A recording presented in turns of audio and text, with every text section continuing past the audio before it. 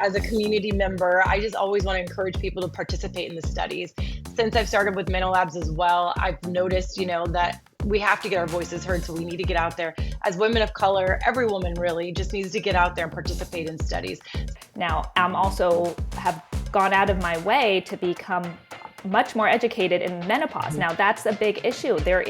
Many doctors are not educated in it, and I want to give the doctors credit. I think they're well-intentioned. They don't have the information and they don't have the time, like I said. So menopause has long been tabooed and shrouded in secrecy, leaving many ashamed and embarrassed about seeking and extending support for this sacred rite of passage. Well, the spirit and mood have changed, and we're surrendering to curiosity, knowledge, and empowerment. In this podcast, I'm sharing my own experiences and point of view, peeking into the lifestyles and rituals of people experiencing menopause, and tapping into experts for their take on the pausal phase. This is for you if you are one of the millions of people in the menopausal phase or want to support them. I'm Dixie Lincoln Nichols, health and well-being educator and founder. This is the Pause Pod. Hello, my sweet peas. Welcome back to another episode of the Pause Pod. Today we're diving into a conversation that blends science, lifestyle, and the shared experience of navigating menopause. I'm joined by two incredible voices representing MenoLabs, a brand dedicated to helping women thrive through every stage of this transition. First, we have Dr. Maggie Ney, a perimenopause educator and advocate who's passionate about helping women understand their bodies and take charge of their health. Alongside her is Natasha Rao, community manager for MenoLabs and a style and fashion enthusiast who's redefining what it means to embrace every stage of life with confidence and flair. Together, we are talking about breaking stigma, building community, and finding tools, both inside and out, that make this journey one worth advocacy and celebrating. Let's jump in. Natasha, Dr. Maggie, thank you so much for coming on to the Pause Pod to chat with me about all things menopause and all things MenoLab. I appreciate it so much. Thank you. So excited to be here. Thank you for having us. yeah, thank you so much. I'm excited to be here and chat all things menopause. Awesome. Before we dive into the other questions, please share with us a bit about each of you, your journey to menopause, to MenoLabs. What got you here? I'm Dr. Maggie Ney. I'm a naturopathic doctor, and my planned path was to go into conventional medicine. And it wasn't until I started really training with doctors and shadowing doctors that it felt, for me at that time, really deeply unsatisfying. Always really treating symptoms, not treating root cause. I remember, when the doors closed and the patients inside, they would pick the chart up, the door, look at it, tell me the diagnosis, and already tell me what they were going to do to treat without getting to know the patient. And to me, I said, there must be something else. And I was looking at going into medical school, psychology, nutritionist, because I knew all of that had to do with health until someone told me, hey, look into naturopathic medicine. And I did, which is really about, we are trained as primary care doctors, but it's about looking at the whole person, not just the physical symptom that's bringing them into the office, but the whole physical, mental, emotional body. And that we all we are inherently healthy. And that when we are thrown off from that homeostasis of health, we have symptoms. And it's our job to look at these symptoms and identify obstacles to health and remove those obstacles and correct any deficiencies or give the body what it needs to thrive. So that got me into, integrative medicine, naturopathic medicine. And I've always been interested in women's health. And it just, for me personally, it was because when I wasn't getting my period regularly in high school, me and so many other women I know who've gone this, what was the only treatment option for me at the time was birth control pills. And I said, there just must be I was curious. And that's what led me down into women's health and always wanting to give women the option. So it's not even that I'm against the birth control pills. It was just the lack of conversation, the lack of education.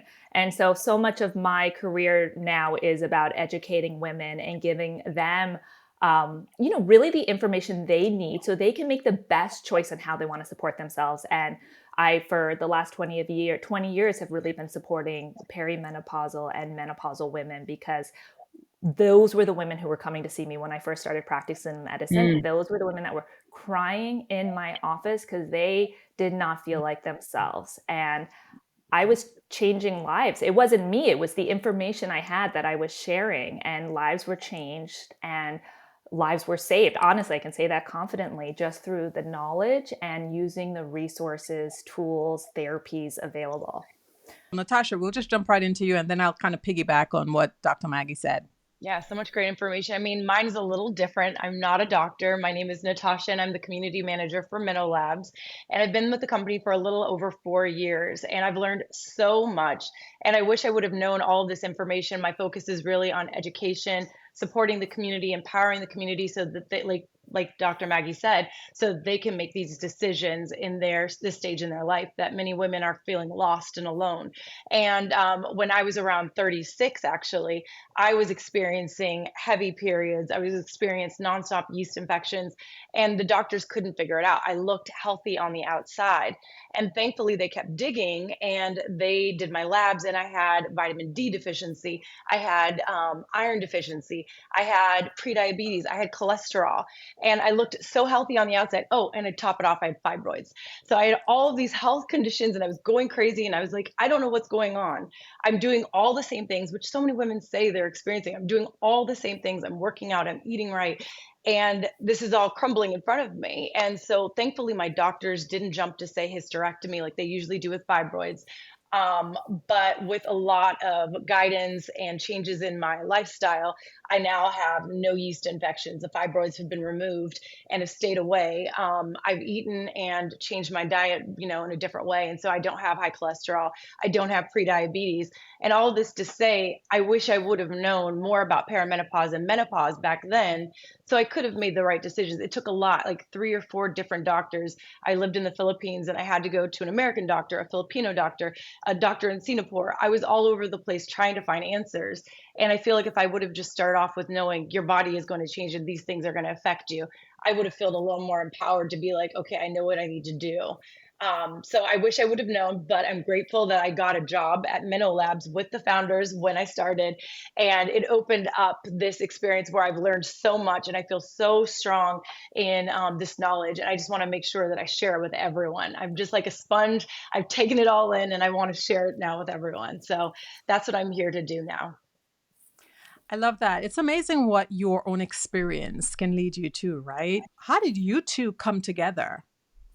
I mean, luckily, we are working with MenoLabs, and I started off with the founders. The founders did leave us, and we got acquired by another company. And when we did, we brought on Dr. Maggie Ney to be our brand partner, and I've loved working with her.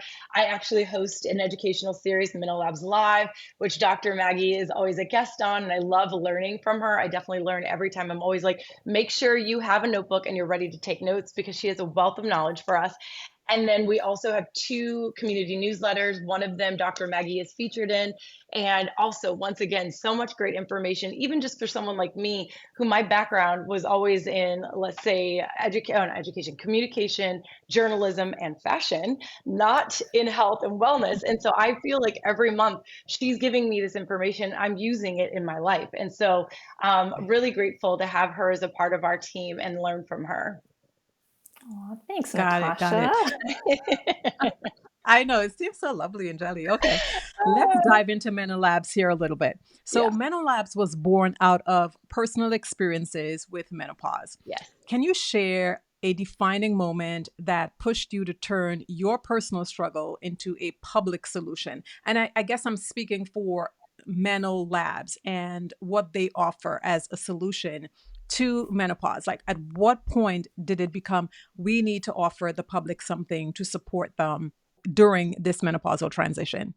I mean, I'd say it starts off with the founders. The founders were two best friends who were experiencing various symptoms, and they were like, "What the heck? Like, what are we going to do?" And one of the founders, Vanessa, was not wanting to use HRT, and so she was like, "What else is out there? What can I use?" And so that's where they started discussing options, and they came up with MenoLabs with MenoFit as our main popular product, which is our probiotic. And so that was where it all kind of started from. And then, Dr. Maggie, I know that we were going to have you also talk about the gut hormone connection, since I know we just brought up how the founders wanted to focus on probiotics. I thought we can kind of jump off of that. Yeah. So when I was asked about to join MenoLabs, I grilled them with so many questions. And I was As you just, should. as a doctor to work for like a supplement company, there Yeah, is like, yeah, yeah. there's it's something that's a little uncomfortable, about that. And I wanted to Yes. make sure that the products were high quality and the research was there. But what really got me excited to join MenoLabs was just that I would have this platform. And in fact, I talk so little about the products. I could talk all day about the products, but I'm not even asked that much. It's all about educating women. I mean, truly, how great is that as a company who like just wants me to educate women on menopause and hormone therapy, like all the options so that women can have the right information. So when I learned about the company, the values, and really what they wanted from me, I was like, it was a no-brainer. It was like, Yeah. yes, if they're giving me a platform to talk to more women and even to meet with you, Dixie, and talk to your platform, yes. The unique thing about MenoLabs that really drew me was their emphasis on gut health and the gut microbiome and how important that is during the menopause transition and just for women's health. And that is actually a piece that's missing a lot. Menopause is definitely having a moment, and I'm so grateful for that. But there are not many people really talking about the connection between gut health and hormone health. So MenoLabs, and I can dive into that, and I'll kind of let you, Dixie, kind of lead the way. But MenoLabs really prioritizes that. Their supplements makes that connection, and the education piece is linking that. And I know in my private practice, I do so much hormone work, but most women are also having GI symptoms, gas, bloating, constipation. And some of that can be triggered by the menopause transition. And certainly those, even if it's not triggered by the menopause transition, if you have GI issues, it definitely makes the menopause transition worse. So kind of taking a look at both of those and addressing both of those can absolutely optimize this transition. I do love this conversation about gut health because, like you said, not enough of it is happening. Natasha, you said earlier that the founders didn't want to, at least one of them didn't want to do HRT. And that's just a fact. Not everyone wants to do HRT for whatever reason. It may not agree with everyone's body. And so we do need options. Let's talk a little bit more about the gut hormone connection. Let's talk a bit about the estrobolome. I'm saying that because I know a fancy word. And So the estrobolome, for the audience, because it is a big fancy word, basically is a collection of bacteria in the gut that actually is involved in estrogen metabolism. So when we talk about our hormones and feeling hormonally balanced, it's not just about like how much hormones we make, because our bodies make it, but we also have to clear it and metabolize it efficiently to feel really good. So what part of that is our liver. Our liver has detoxification pathways, and part of that is our gut. We excrete it. We poop out leftover estrogen. But we have microbes in our gut that actually are involved in the estrogen metabolism. So that's the estrobolome. And when there is imbalance in that microbiome, that family of bacteria, they can interfere with the excretion of estrogen. And instead of estrogen being excreted, they can almost unpack it, and it can be reabsorbed into the system, leading to symptoms of not, feeling very well. So that's basically what the estrobolome is. And MenoLabs products in particular have the good bacteria that helps to repopulate and balance out any of the dysbiotic, we call it, like the not so great bacteria in the gut, to help support overall digestion and the microbiome, which can lead to healthier, more efficient estrogen metabolism. Right. So, but what are some of the symptoms that women can experience during menopause that can be a result of a dysfunctional gut biome? So during perimenopause, which is like that up to anywhere from a couple years to a decade or more leading up to menopause. So menopause is really that 1 year when you haven't had a period, and then everything after is like your postmenopausal years.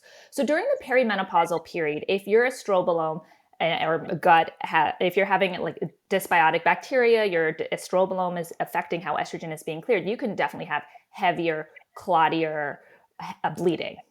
You can have more PMS, and I see that a lot during menopause. So we know how important hormones are to our whole entire body. I mean, I think we know that. I'll say it briefly, that we have hormone receptors from our head to our toe, that hormones affect our mood, and that's huge. Our cognition, so not having brain fog, that hormones affect that. And essentially every organ system, and it affects everyone differently, but our skin, our heads, our ears, our heart, our joints, everything can be affected by fluctuating hormones during perimenopause and low hormones during menopause. So, but even independent of that, let's just talk about the gut. The gut also has a huge connection to the rest of our body. Like, so much of our immune system is our gut. Our neurotransmitters that affect also our brain, our mood, and our cognition. So even independent of hormones, our gut health is so important to every aspect of our being. So if we have gut issues, which so many women do, it's just going to make us feel worse, right? It's just going to make us feel worse. So that's like separate, but put them together. The menopause transition actually causes a microbiome shift in women. And again, this is out in the literature, not talked a lot about, and we certainly need a lot more research. But as hormones level shift and change, it affects our microbiome, and our gut microbiome becomes less biodiverse. And biodiversity is really the hallmark of like gut health. And it becomes less biodiverse. The hormone changes is triggering that, and that can then lead to a lot of gut issues. So again, that is why focusing on the gut is important to, just like hormones, really every aspect of our health. And if you're having gut issues, you got to address it. And B, changing hormone levels affect our gut health, and that needs to be recognized and addressed. So the hormones decline, estrogen decline, progesterone declines, and as that decline happens, it affects the diversity of the bacteria in the gut, thereby affecting many different parts of the body. Because I know most women think going through menopause, we're affected from scalp to soul. Everything seems to be affected. And you said it earlier that we have estrogen receptors on every cell of our body. And so you mentioned research, which is a big part of it. You and MenoLabs have been outspoken about the lack of research in women's health, especially in menopause. What progress have you seen, and what do you think still needs to happen within the space? So, yeah, women have been grossly underrepresented in medical studies. In fact, it wasn't until the 1990s, 1993, where women were included in clinical studies. But even since then, they have not been represented. One of the reasons why is because where a woman is in their menstrual cycle, or whether they're menstruating or in menopause, adds a variable to a clinical study that can't really be controlled for, makes it more difficult to control for. So oftentimes for these longevity studies, it's simply easier to do it on men and then apply those results to women. But we're really learning that we're not just little men, we are completely different. So there has been a lack of studies. And an interesting thing just to note is that the reason why women for so long were excluded was really because of the thalidomide tragedy that happened. So thalidomide was a medication that was used a lot in the 50s and early 60s to address morning sickness in pregnancy, but it led to tens and thousands. It was awful. It was so tragic. Birth deformation. So because of that, out of maybe the intention of protecting women, it really led to systemic neglect of women because no woman was studied. And I would have to say, just to add in some if something like that were to happen to men, let's just say when they were actively trying to impregnate someone, and some study affected them, I really doubt that the answer would have been no men should be studied. That just wouldn't have happened. They would have added in some nuance and been a little bit more creative, but not for women. Women were 100% just, or any woman who could potentially get pregnant were excluded. And then again, in the 90s, they were let back in. And then even then, grossly underrepresented. So anyway, a huge lack of research for anything that affects both men and women, heart disease, dementia, but also things that affect women more. Again, endometriosis. There's such a lack of research in that. And in menopause in particular, so for so long, menopause was just seen as you no longer can get pregnant. It's the end of fertility, but no one was really making the look at how hormonal changes can really affect all the other aspects of our body, our mental health, our cognition, our heart health, our bone health. So there has been stride. So I don't want to be all down about it, but there has been some stride. The SWAN study is amazing. So that's a study of women across the nations, and that's been tracking women throughout the menopausal journey, looking not just at hormones, but how it's affecting bone health and cognition and quality of life. And it's looking at women across various ethnicities, which again, so has been a lot of women of color haven't been adequately represented in studies. So the SWAN study is doing that. And we are learning a lot. We learned from that Black women have longer, harder menopause transitions started earlier. That is something we learned more recently from the SWAN study. And there's been reevaluation of the Women's Health Initiative. So that was the initial study that scared women off of hormones. But now there's been a lot of retrospective analysis that have really shown that data is not, that it was misinterpreted. So we're getting a lot more information. But yes, we need massive, long-term, bigger studies looking at women's health and particularly menopause and how it affects, our overall health and lifespan. I just wanted to say, as a community member, I just always want to encourage people to participate in the studies. Since I've started with MenoLabs as well, I've noticed, that we have to get our voices heard. So we need to get out there. As women of color, every woman really just needs to get out there and participate in studies. So I've actively been doing it, and I've seen a difference. It's exciting to be participating and sharing my story. One for breast cancer. I don't have breast cancer, but my family has breast cancer history. And so I've been participating in that. And then anything that I could do with fibroids or menopause, I'm jumping in as well. So just whatever way you can, have your story heard, share, and hopefully other people will learn from it. Natasha, can you go a little bit further and explain why it's important for women to be a part of studies, especially diverse groups of women? Why do we need people of different ethnicities? Because it is important. Just like with what Dr. Maggie was saying, to piggyback off of what she was saying, perimenopause and menopause all happen differently for every woman, but definitely when you look at the different ethnicities, Black women, Asian women, they all have different experiences. So if we don't have that input, like SWAN had a little bit, but really most studies have not really looked into the separate ethnicities to see how they experience it differently. And I think that could really be beneficial, because right now we're starting off with just the basics. Talk to your mother, your grandmother, to see, what you could maybe experience. Longer, harder, more difficult perimenopause and menopause experiences with Black women, more hot flashes. I know Asian women, bone density. So I mean, everyone seems to have a very interesting, unique symptom kind of profile. And so just kind of providing our insight and information with these studies is going to be able to help, so we can figure out how we can support those women during that time. Right. Gotcha. And that's the importance, right? Understanding what each group needs and where they need support the most. And it's only through research and people volunteering for these studies we can get the information that we need. Yeah. Yeah. And places like the NIH, Menopause Society, they offer up opportunities for you to get involved. So you just can look on there and look up their studies. And that's how I've been signing up. Oh, so you just go to their website. No, that's good. I'd love some more information on that. Share, please. I heard that even for the Women's Health Initiative, which is so criticized for women being average age of 65, that I did hear they were actively trying to recruit people in their 50s. It's just very difficult because we're busy.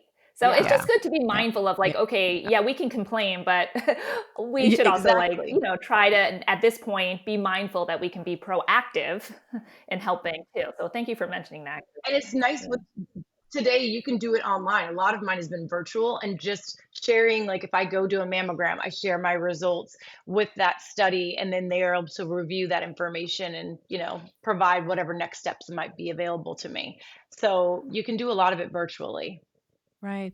No, I do think this is super important because, people hear of, menopause and there are changes and there is momentum and there is a need for research and it's happening and it's slow. But what you're not hearing is the deeper conversations as Yeah. to, well, what does the research require? It requires volunteers to Yeah. give information, to be a part of the studies. And so those are the things that women need to hear as well Yeah. as what solutions are there available for me for my menopause symptoms. Because I mean, if you have daughters and nieces Exactly. and who are coming up behind you, right? Gen Z's, and I don't know what's the other group going to be called after Gen Z, whatever they're going to be called. They'll have more to lean into than we Exactly. certainly did, because there would be more momentum, much more people involved, and being much more proactive, like Dr. Maggie said. Okay, so let's dive into your community. Yes. You have one of the largest menopause focused communities. And as Natasha said earlier, you have an app now. Oh no, we And don't have an app. The app is gone. Sorry oh, for the okay. confusion. So it's the other way The around. app is gone, but we have MenoLife Facebook group. Okay, So good. Okay, so yes. I still got it wrong. And I was like, I got it. It's fine. But yes, we have a MenoLife Facebook group with over Right. 4,000 members. And it's kind of like they're sharing the mic, they're passing the mic and sharing their experiences, which, as we keep saying over and over, women feel like they're alone, like no one else understands what they're going through during this stage. And Mm, it's really nice to have this community where people could come. They're pretty much all probably strangers coming and sharing their experiences. And they talk on various topics like symptoms. Like someone recently shared, why is it that people are only talking about hot flashes when there's so many other symptoms women are going through? Very passionate, very like just like asking why is this the only thing people are talking about, and then hundreds of women respond in that community and they're like, yeah, I agree, this is not the only symptom that's happening, I'm experiencing this, that, and the other. And so then they all kind of unite and start sharing their different symptoms, and it's very empowering because it's like, okay, I'm not alone, I've got this community behind me. And the next thing they also share is like what's helping them with their relief. And so, like we talked mm, earlier, they're talking HRT, they're talking natural options, and so they're talking through what's working for them, so that other people can take note and try it out for themselves, or talk to their doctor about it. So that's really exciting. And then lifestyle changes. There are women on there that are maybe experts and some that aren't, but they're sharing what's working for them again with their diet changes, their workouts, and saying, hey, this is what's working for me. This is my before. This is my after. What do you guys think? What are you guys trying? And it's just always uplifting. There's no negativity. It's nothing where you feel like I put something here and then nobody responds. Like there's a lot of response within our community, which is really cool. And then the last thing, which we've always had for our community and our brand, is affirmations. Women will feel lost and alone, maybe I don't want to say, yeah, maybe depressed, but they use mhm. these affirmations that we share um, during their morning routine, during their evening routine, to kind of look back at their day and find positivity in some part of it. So it's just really resonated with our community, and I love that we have that to give to them. Right. I mean, you dove right into what I was going to ask So, next, which was what were some of the questions that you are hearing mostly within the community, and how are you going beyond the bottle to make women feel seen and heard, valued and appreciated? Talk a little bit more about that in yeah, terms of I mean, what you're doing inside of the group. it's definitely a lot of symptom talk. And once again, it's nice for them to get their input from the community with answers about what they're going through. But then we like to reinforce with education because it goes through with empowerment again. And so we will go back to our blogs. We have a blog site where we have information from back when we started out in 2020 with all of this kind of information from experts like Dr. Maggie sharing insight, or references to medical journals. So we're trying to provide as much information and education for women to feel empowered to make their own decisions, from the community insights to the education that we have available to them. So Right. that's pretty much what it goes back to. I mean, it's a lot of community interaction, but then we like to base it on science as well, because we're a science-based company. Gotcha. Now, Dr. Maggie, I want to ask you this question. And you mentioned earlier that you want women to have options. Not everybody wants HRT. What are you hearing from women within the group? I don't know. Do you participate in the group? First off, I should ask. Not I as have to say really actively quick, as we've done one Natasha. live. That was really fun. What did you say, Natasha? We do I said the we've done live. one live on Facebook. That was really Oh, fun. But that yeah, was that was like true. the only time we've really done a really big thing. But go ahead, Dr. Maggie. Right. So no, my question was, what are you hearing from the women within the community? And it doesn't have to be only the women in the Facebook community. You have patients of your own, and you have a forward-facing presence, I gather, on social media and other spaces as an educator and a doctor. What are you hearing in terms of HRT versus the naturopathic way? Well, it's definitely a shifting conversation, which I'm welcoming. So I am the co-director of the Women's Clinic at the Akasha Center for Integrative Medicine in Santa Monica, and I've been seeing women there for almost 20 years. And I am a big supporter of using hormone therapy. I think it can transform women's lives, and there's a lot of fear. And so a lot of my job is educating and making sure the women have the right information moving forward. But it's like one piece of it, to be honest with you. And again, it's like educating women that the way so what do I hear is what was one of your questions. So the things that bother women the most in my practice are the brain changes. And that is mood and cognition. When women don't feel like themselves, it affects every single aspect of their life. So no, I don't get a lot of women who are just complaining of hot flashes and night sweats. I mean, that happens, but honestly, we can deal with that stuff, like not often. It is very debilitating, nor should we deal, because there's health consequences for not addressing hot flashes and night sweats. But by and large, that is not what is bringing people in. People are coming in because they don't feel like themselves anymore. And that affects your quality of life so significantly. If you're not feeling like your best self, you don't feel like yourself, you've lost a version of yourself. And then my angle of approach and where I spend a lot of time is lifestyle. And I always say lifestyle is a journey. You're never at the end. You're always working on some piece of that, whether it's your nutrition, your movement, your sleep, your hydration, your community, building strong boundaries, a purpose, nervous system regulation. That is a big piece of my work with supporting women through this. It's doing the blood work and identifying any deficiencies and optimizing that. It's discussing targeted supplements, whether to correct deficiencies or support the aging process. It's hormone therapy, and there's pharmaceuticals. And it's an open conversation. My patients will guide it, but depending on where they're interested. But I open each can, right? And I introduce them to all the aspects. And their curiosity, their questions drive our dialogue. Women go into, I know based on conversations that I've had with friends and folks that I know, they go into the doctor's office, they don't feel like themselves, and they go in hoping to come out with some answers and hoping to come out with something that's going to lead them back to feeling somewhat like themselves. And sometimes, many of them, a lot of them come out feeling worse. And they feel worse because they go in and they feel totally ignored. They're told, this is just a phase, you're going to get over it, or you don't need HRT, or you don't need supplements. They're told what they do not need or what they do need, without really having that doctor dive deeper into how they're feeling. And I've been told, when I have medical professionals in my family, and I've been told by one doctor that we do not treat the root cause, we treat symptoms. So if you're coming in and you're telling me that you're feeling a headache or a backache or brain fog, we're going to give you something for brain fog based on what you're telling us. And then sometimes I have heard of women going in, they're given something, a pharmaceutical drug, and then they come out feeling worse. And it's simply because the doctor didn't take the time out to understand what was happening. How do you approach those scenarios in your practice when women come in and they say, I don't feel like myself? Well, I will say there's two issues that has been happening to women. One is doctors, even well-intentioned doctors, most doctors don't have the time if they're working within the insurance model, don't have the time, and it's sad, and that's an insurance issue, medical system issue. And the second is most doctors are not trained in this. Like you said, it's very symptom based and don't have the education.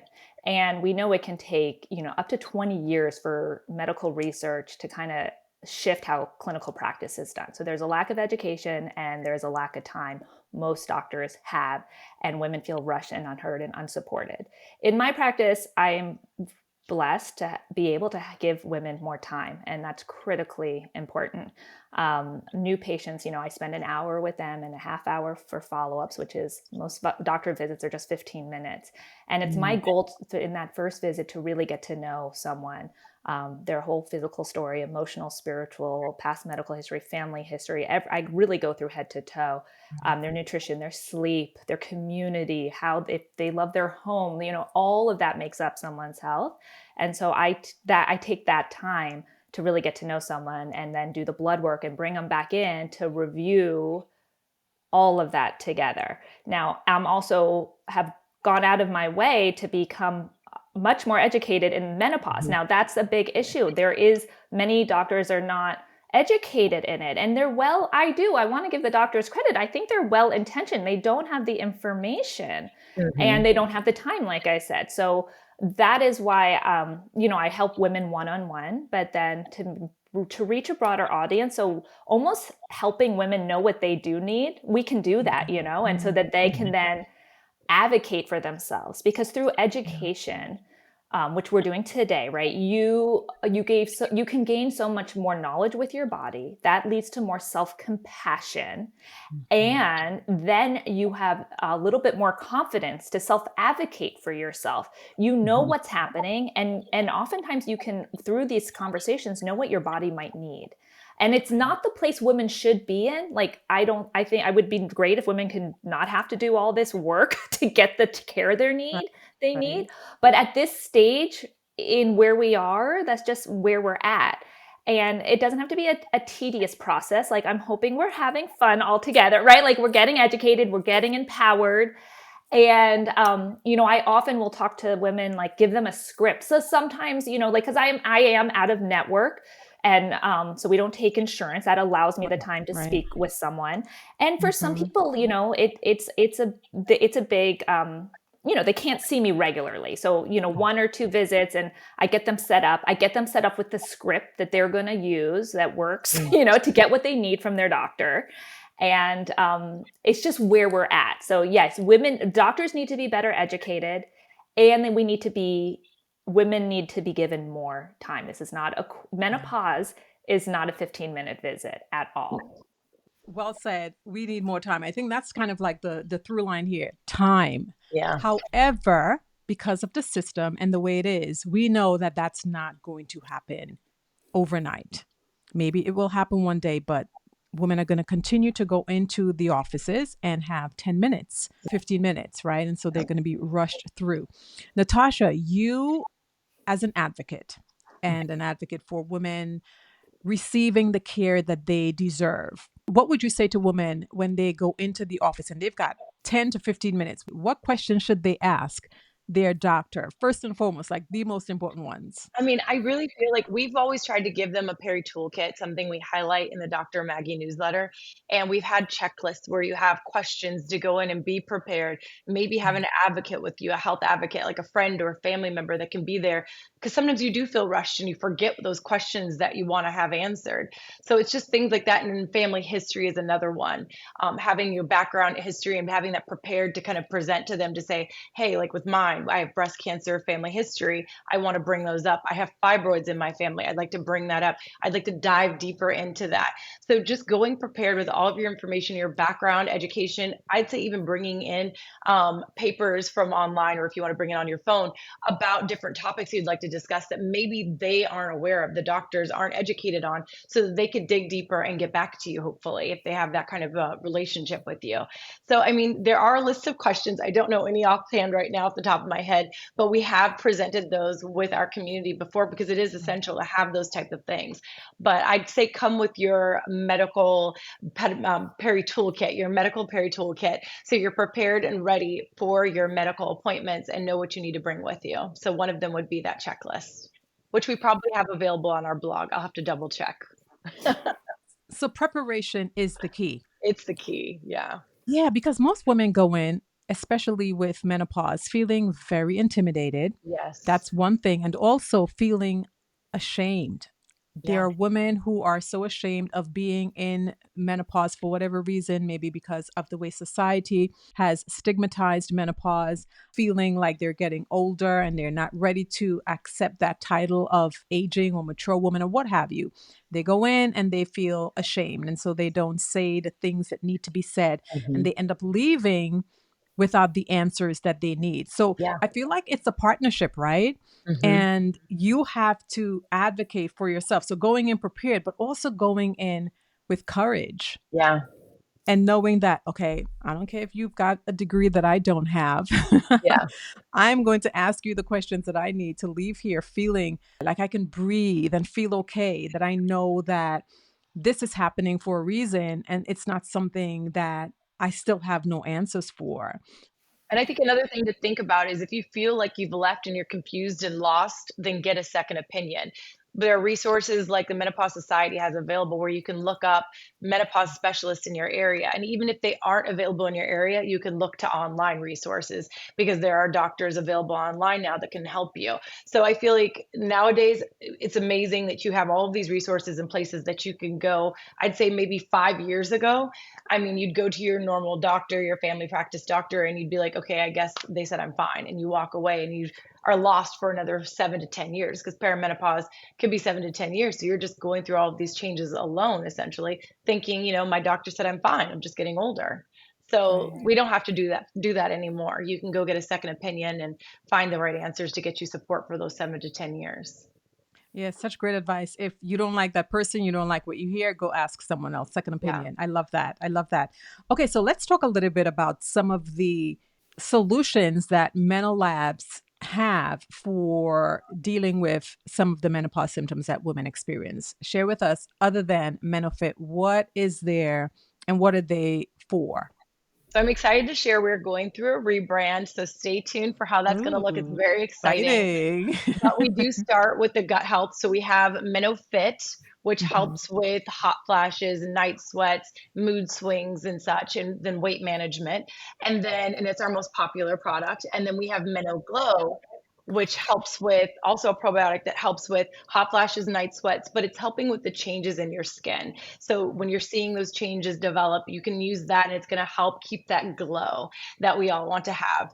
And then we have Well Rested that has magnesium, melatonin to help with your sleep because a lot of women experience either insomnia or they wake up in the middle of the night, 3 a.m., and they can't get back to sleep. We have those, and we have Happy Fiber, and then we have Goddess Glow Beauty Collagen. So we just kind of have a world of options to help with the changing body and mind during perimenopause and menopause to just support women where they need to be supported.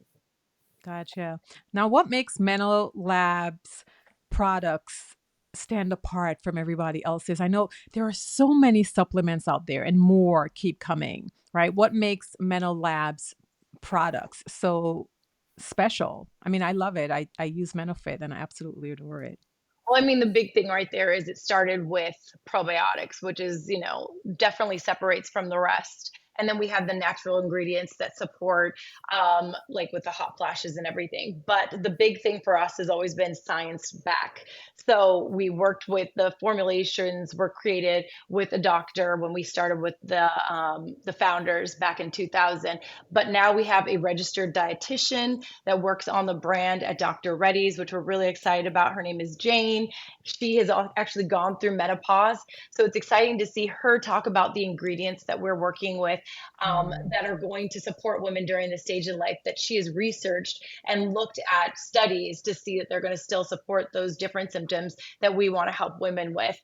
There's third-party testing to ensure quality, which is essential with Dr. Reddy's, no artificial additives, and they are expertly formulated, as I said, previously with our founders and Dr. Canales, and then now with our nutritionist, Jane.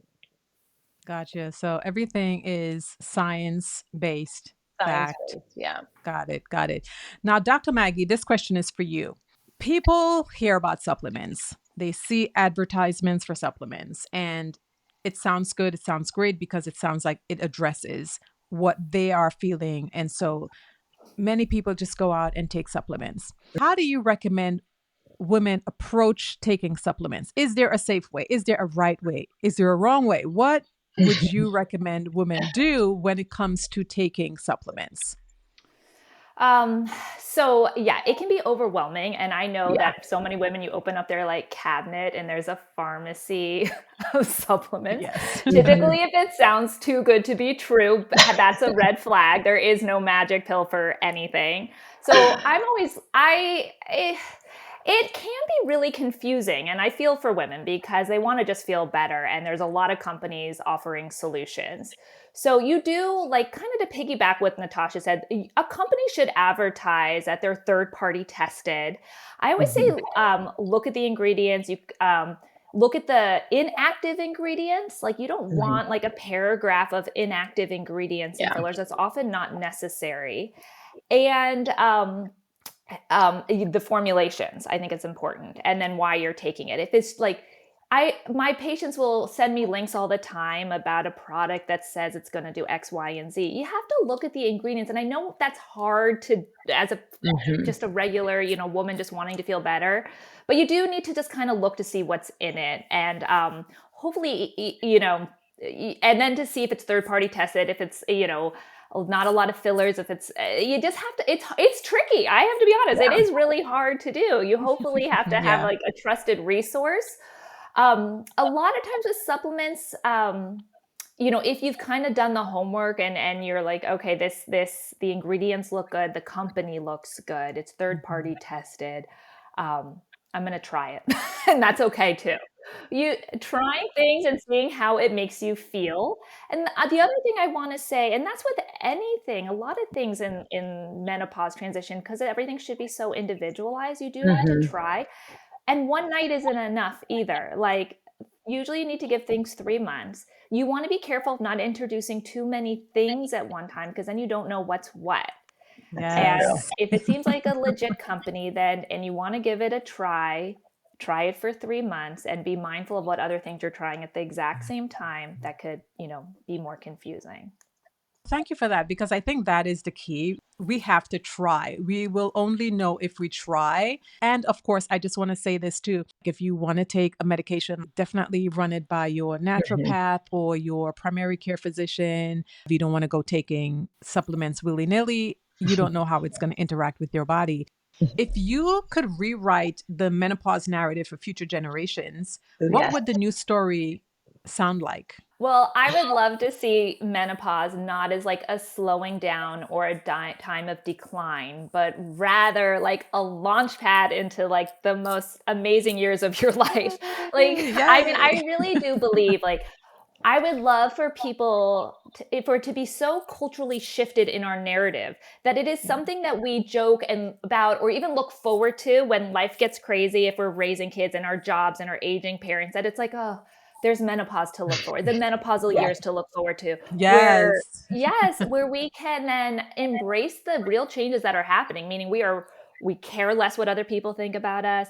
We Mhm. can say no more comfortably. We can tune into our intuition. We can pursue the things that truly light us up and have a little bit of extra time to do that.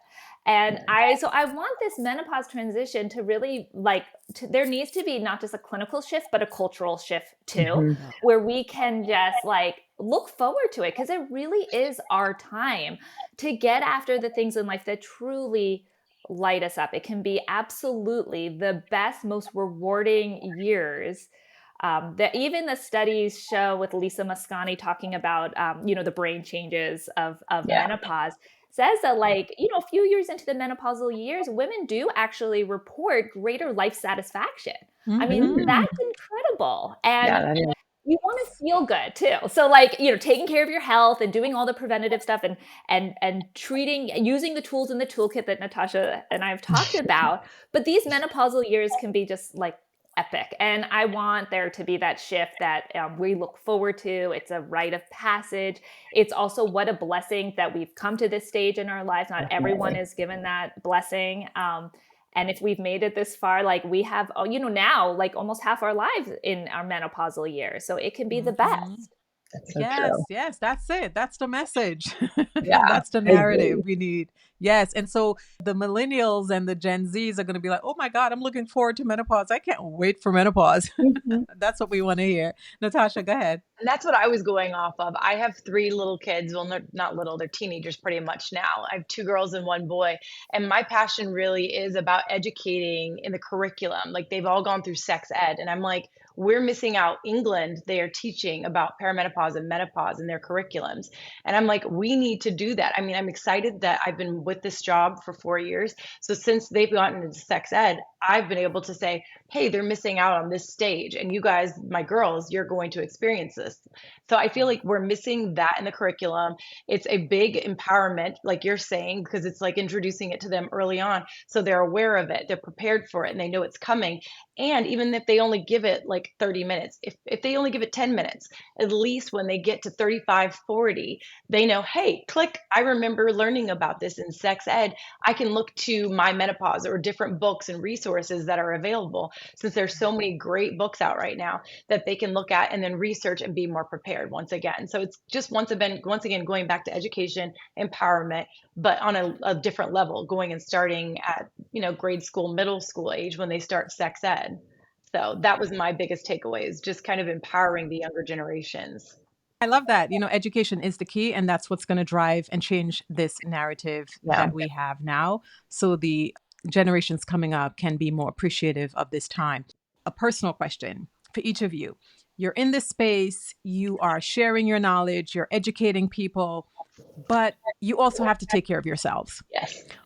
What are 3 self care rituals that you depend on to support your well being? Yes. Every day I work out on my Peloton every morning. I start off at 6:30. It's my Mm, go-to. I love it. Nobody's awake and I get to work out. I play dress up every day, which is more of a mental thing for me. It's a I creative love it. outlet no matter what I'm doing. If I dress up, I just feel like it's an exciting part of my day, even though I'm not maybe even going anywhere. I still feel excited for the day. And so I've kind of added that to my day and I love it.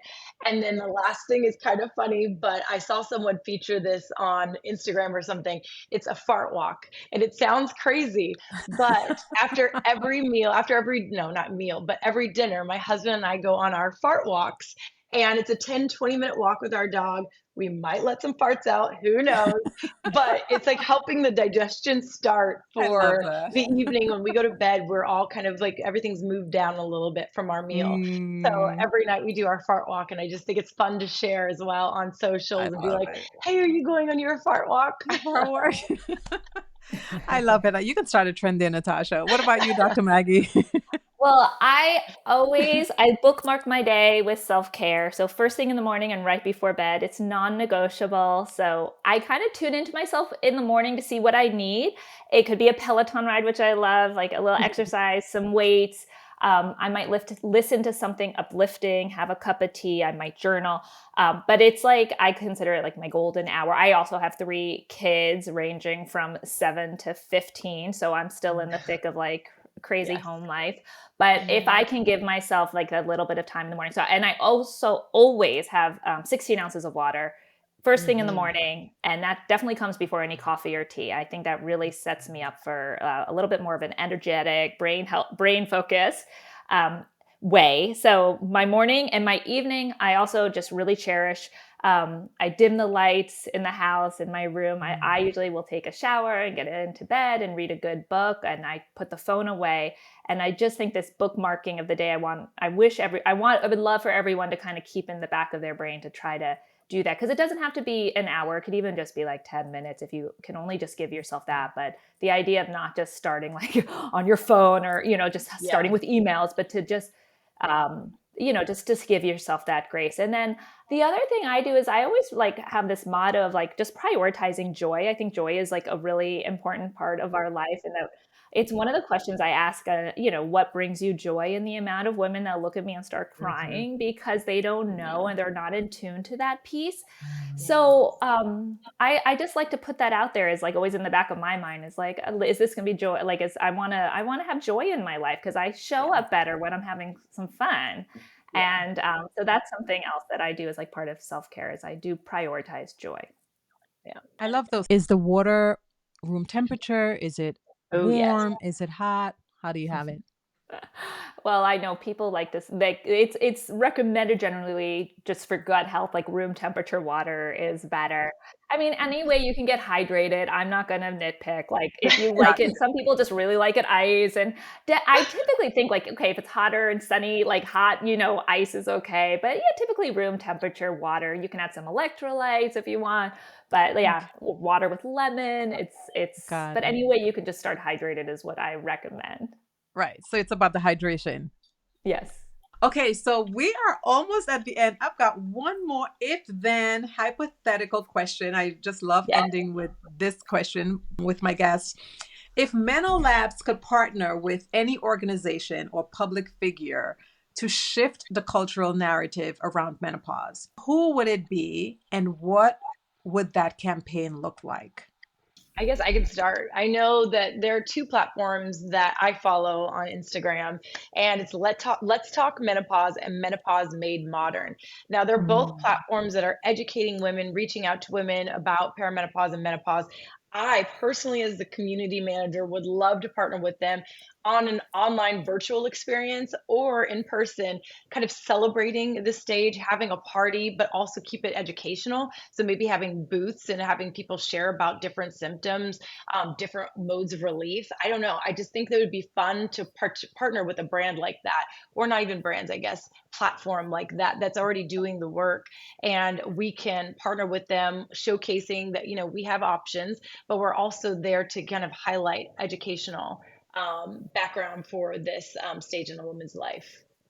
Gotcha. What about you, Dr. Maggie? I always vision like partnering with like a massive ad agency and having a massive campaign where we totally just rebrand menopause, like kind of like I Yes. think keep thinking back to like the Got Milk campaign of the Yes. 90s, but more of like Got Menopause or This Is My Menopause. And we partner with women across various industries. So people, celebrities that have a platform. There's already, women doing that. Halle Berry, Drew Barrymore, like there's Yeah. people doing that. But also just like teachers and hairdressers and, our Yes. neighbors, and just getting out there and be like, I'm going through menopause and this is what's helped me, or, being proud, being vocal and sharing what's been effective. Just something massive. I love that. Campaign. I love that. I think it's so special. Yeah. I love them both. Thank you both so much for coming on to the Pause Pod to share with us. But before you go, please tell our audience where we can find you and how we can stay connected with you. You can find us all over socials at MenoLabs, and that's it, just MenoLabs. And you'll be able to find us on Instagram, TikTok, YouTube, all the socials, and we'll be there to share more information. You can find me on Instagram at the Hello Perry, the HELLOPERI. And that is a platform I started just to help educate women on perimenopause and the menopause transition. And then I'm also co-director of the Women's Clinic at the Akasha Center for Integrative Medicine. That's where I see women one-on-one, either locally or I have patients all over the world that we can do through telehealth. And that's the akashacenter.com. They also have an Instagram, Akasha Center, that you can find me there as well. So stay in touch. I'd love to hear from you. Yes. Absolutely. And I'm going to have all of your contact information on the website in the show notes, so people will be able to click and find you. Thank you so much. It's been a pleasure. Listeners, thank you so much for tuning in. Let's continue to perimenopause and prosper.